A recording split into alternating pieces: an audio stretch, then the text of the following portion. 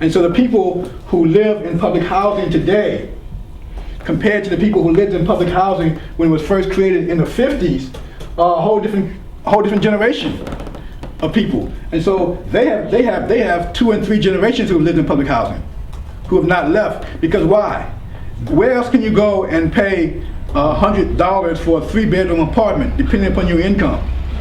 And the government is paying the subsidy. When in 1990, when welfare to work became the prevalent social policy, that we have got to get people who are receiving public assistance back into the world of work. And they've got to be unemployed. And all around the country, states and others, the federal government drove it and said, your allocation for welfare assistance is going to be tied to your ability locality to in fact get people back to work. And so programs were created all across the country to begin to try to get folks from welfare to work. And what did they find? Lo and behold, that you had a whole generation of people who had no skills, who had not been trained, who did not even know what a job was. Okay, and then whatever intervention you may have made from a program standpoint, you were not going to be successful. The other thing they had was that you have a person now who's getting food stamps, they're getting health assistance, they're getting assistance with daycare funding, they're getting a list of benefits, of public benefits that are not evaporated by getting a minimum wage job.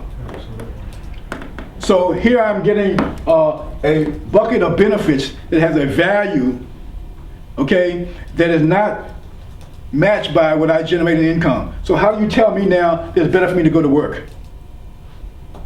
You can't tell me that. It's better for me to find a way to get back on welfare assistance. And so a lot of the programs that were aggressively pursued then, there had been some marginalizing of those things because people realized you cannot get that result. And people who did work and create little businesses like cleaning houses as a cooperative, as soon as they made enough money to be disqualified from those things, but not enough money to sustain themselves economically, they get cut off to the food stamps, the health care, these other things, and then they're thrown back to a place less than what they had achieved. Yes. If there was some kind of way where they would have kept a health care benefit or kept a such and such and had the money decreased by the amount of money they made, but maintain those other costs, then eventually they could have made it the rest of the way.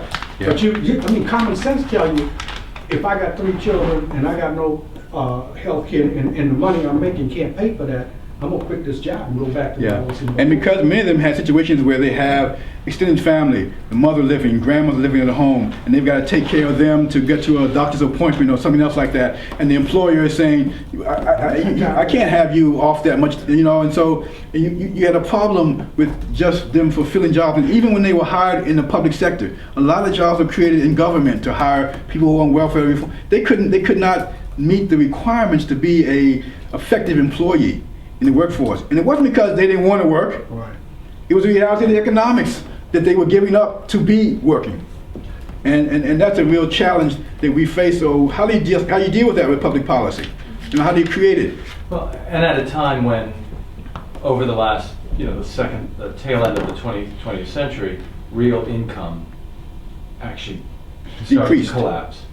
And then in terms of larger public policy and sense of social solidarity and empathy, if food and education and healthcare are issues that are, assistance is ghettoized, where only those who are in the low income have access to, those who cross over that boundary or never access public benefit have very great difficulty in empathizing or even being a sort of a shareholder in caring about those issues. I agree. Because I made a point earlier about people in place.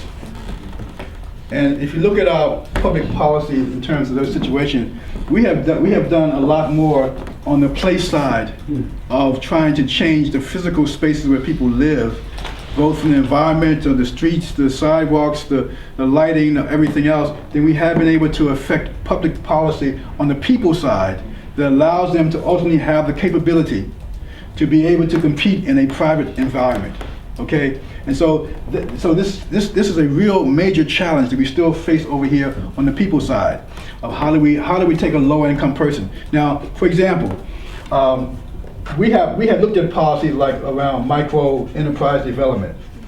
And I got involved in this very early around people who were on welfare, who are low-income mothers who are unemployed, and we had all kinds of interesting programs that were created around the late 80s and early 90s. They were taking from the Bangladesh model and trying to create peer lending and trying to create other kinds of micro-enterprise startup for women. And there are some successful programs. The Reset program in Chicago did a great job, and there are a number of programs that had great success in working with this client population of trying to move them from literally welfare to work through a micro enterprise strategy.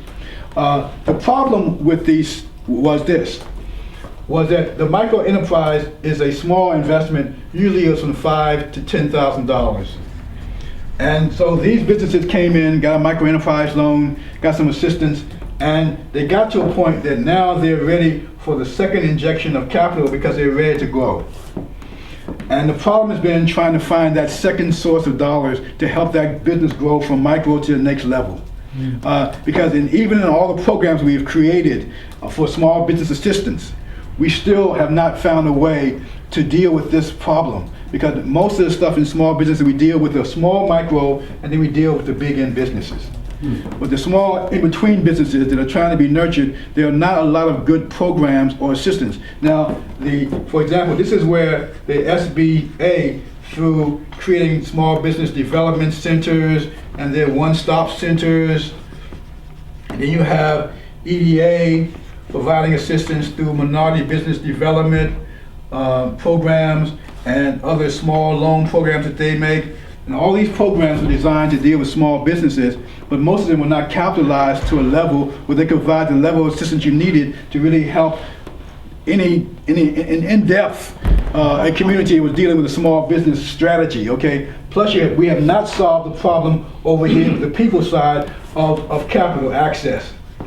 This is still, despite CRA, we have not solved the problem of the small business guy who can go to the private bank and get that $25,000, $50,000 loan because he doesn't have collateral, he doesn't have sufficient equity, you know, and even though he's gone through a whole series of training programs and gotten technical assistance, he can still not have access to capital. And what does it say again for the note-taking sake? Small Business Development Corporation? Center. Small Business Development Center. Center, and what's the one banner in the? One-stop shop. One-stop shop. Minority Business Development Centers. That's created through EDA and the small business loan programs. Okay. So we've got these mechanisms in play, but they again are not capitalized at a large enough rate to be able to help at the scale of what you're trying to get done. And there are very few local programs that provide local money to do that, okay? How would you define the second level of business in terms of small? Is $1 million small? Well, yeah. $1 million would still be And most of the small. programs define $1 million as being that small cutoff line. And most lenders, for example, don't want to really deal with loans smaller than $1 million because of the fact that either their returns or their cost of processing a $250,000 loan is sometimes more than it is to do a $5 million loan. Yeah. So they don't want to be, so we've created small programs in community to try to deal with this, but again, they're undercapitalized.